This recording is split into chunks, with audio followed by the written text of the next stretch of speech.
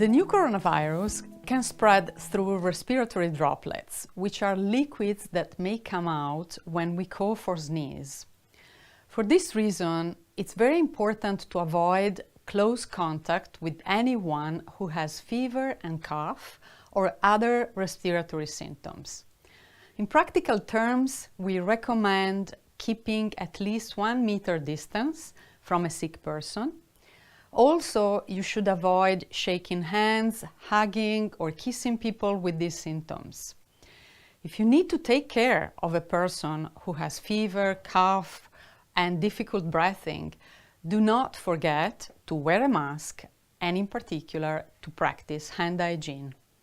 If you need more information on how to protect yourself from the new coronavirus, check the WHO website at who.int.